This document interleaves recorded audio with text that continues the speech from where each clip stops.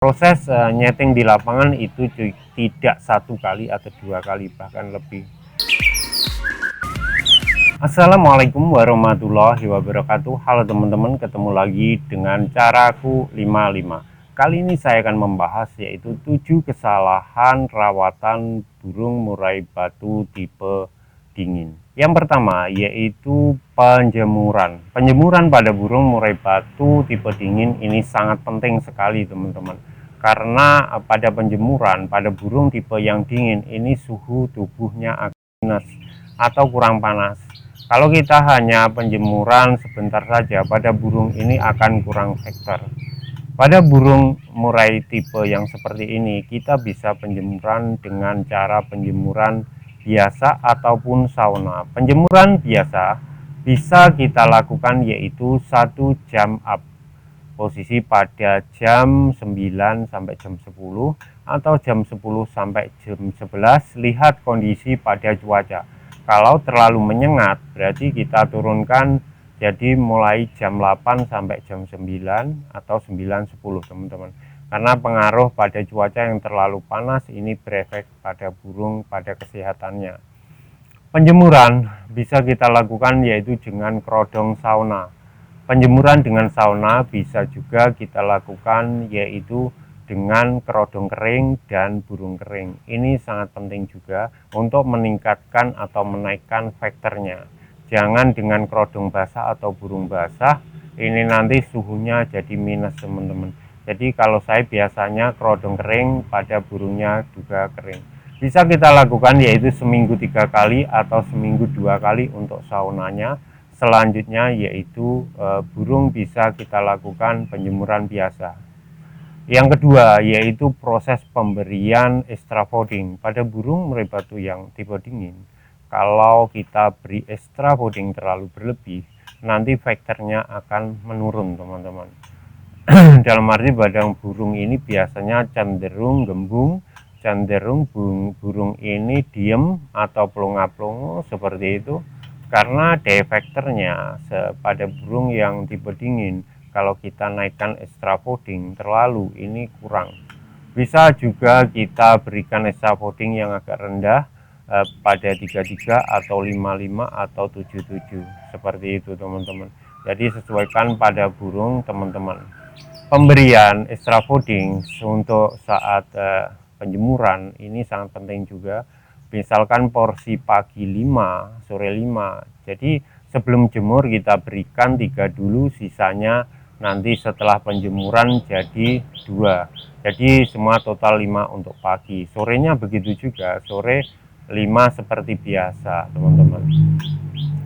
Pada penjemuran ini sangat penting. Kalau kita pemberian penjemuran sebentar nanti kurang, vektornya pun kurang, nggak dapat, berainya pun nggak dapat pada burung tipe vektor yang rendah atau tipe dingin. Yang ketiga yaitu proses mandi pada burung.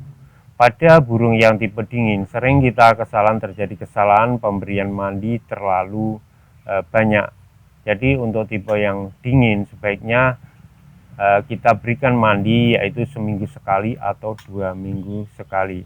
Jika pun tidak mau mandi, kita masukkan kurambah aja, yaitu kita proses semprot atau kita pancing dengan spray halus sehingga burung ini akan dia mau mandi teman-teman. Kalaupun nggak mau mandi biarkan aja, baru minggu depannya biasanya mau mandi. Kadang seperti itu untuk tipe dingin, mandinya agak sulit atau kan mandinya maunya di umbaran. Yang keempat yaitu pada burung murai batu tipe yang dingin, ini pengumbaran juga sangat penting teman-teman. Karena kalau kurang umbaran pada burung yang tipe dingin ini vektornya nanti kurang. Sama halnya dengan burung yang vektor tinggi, ini jika kita umbar berlebih nanti vektornya akan terlalu over teman-teman. Jadi kalau tipe dingin kita umbar, kalau saya itu saya gebah teman-teman, atau biak kiri kanan, dan burung ini untuk menaikkan vektornya. Biasa pada burung saat diumbar gebah itu hal biasa untuk burung kadang diem atau stres. Tetapi 2 hari atau 3 hari kalau belum tahu diumbar ini akan normal kembali teman-teman.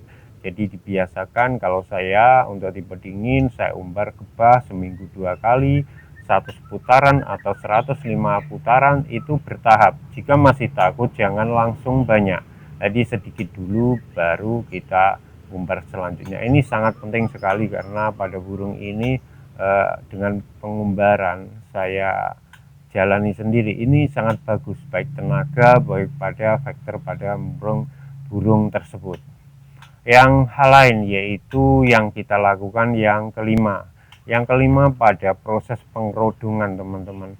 Pada proses pengerodongan pada burung murai batu untuk tipe dingin ini sangat penting sekali, terutama menjelang lomba. Untuk harian ini kita kerodong setelah aktivitas selesai, misalkan setelah kita penjemuran, terus diangin-anginkan baru dikerodong total teman-teman masuk rumah.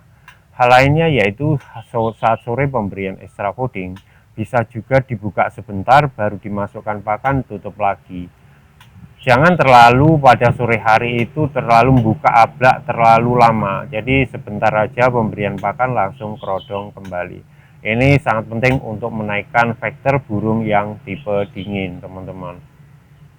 Yang keenam yaitu pengondisian pada burung saat akan kita lombakan. Ini untuk settingan tipe dingin kebanyakan ya harus kita pinter-pinter mengakali extra foodingnya saat menjelang lomba. Misalkan H-3 kita naikkan extra fooding seperti itu, biasa 55 jadi 77, besok H-2 seperti itu tetap, atau H-1 tetap 7 pagi, sorenya baru kita naikkan. Kenaikan pada extra fooding H-1 sore itu bisa kita lakukan yaitu dengan menambahkan misalkan ulat Hongkong atau cicak satu yang kecil itu juga bisa teman-teman. Jadi kita berikan itu saat H-1. Untuk mandinya itu bisa H-2 atau H-3 teman-teman. Juga bisa H-1 pagi juga bisa. Jadi kita naikkan dulu emosi dengan pemberian extra fooding. Hari besoknya itu kadang kalau kita harus menurunkan juru untuk hari H pagi itu normal harian misalkan 5 seperti itu. Jadi pada nanti setelah pengondisian setelah itu baru kita setting dengan lapangan. Misalkan jangkriknya kita beri terus baru ulat Hongkong teman-teman. Jadi seperti itu. Terus hal lain yang kita lakukan yaitu kesalahan pada saat di lapangan. Memang pada burung murai tipe dingin ini gampang-gampang susah, tapi kalau sudah ketemu settingannya itu memang mudah. Proses nyeting di lapangan itu tidak 1 kali atau 2 kali bahkan lebih. Yang ketujuh ini yaitu saat pengondisian di lapangan. Ini sangat penting. Karena pengondisian di lapangan kalau burung ini kan kebanyakan untuk tipe dingin telat panas teman-teman. Jadi kalau pemberian pakan extra fooding terlalu mepet dengan jarak gantangnya, ini pada burung biasanya bengong loncat-loncat karena belum panas pada burung ini. Yang kita lakukan yaitu pada saat kita sampai lapangan bisa juga diamkan sebentar baru kita beri pakan jangkriknya, atau bisa juga jangkriknya dari rumah. Jadi kita beri pakan, kita ablak dulu sekitar 30 sampai 1 jam, dilihat kalau sudah kondisi faktor naik atau agak panas baru kita kerodong tapi resleting dibuka. Ingat pada di lapangan jangan terlalu dekat dengan murai batu atau suara burung kacer, pokoknya burung-burung yang itu nanti menaikkan pada burung ini cepat emosi. Yang ada burung kadang di lapangan itu akan mengeluarkan isian dan emosi berlebih, dan saat digantangan ini pada burung akan ngedrop atau faktornya menurun, bahkan hanya bengong ataupun kadang di akhir pada burung ini baru bunyi, awal masih loncat-loncat. Kadang seperti itu teman-teman. Jadi awalnya berarti ini burung kurang panas. Jadi saat di lapangan bisa kita genjot yaitu dengan UH, extra fooding UH atau cicak teman-teman.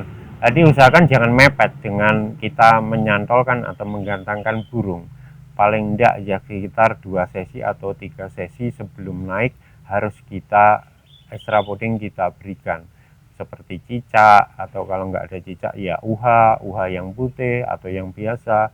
itu porsinya berlebih. Kita coba dulu 10 misalkan atau 7, baru kita naikkan sampai ketemu berapa. Saat kita di lapangan mau mendekati lomba, 2 sesi sebelum naik, kalau burung sudah vector dan on, itu menandakan pada burung ini sudah pas untuk UH extra votingnya. Baru nanti kita kerodong separuh, baru tunggu, baru kita gantangkan. Itu aja teman-teman dari saya, semoga bermanfaat dan teman-teman kondisi sehat walafiat dan burungnya monser dan dimudahkan rezekinya. Berbagi ilmu itu indah. Wassalamualaikum warahmatullahi wabarakatuh.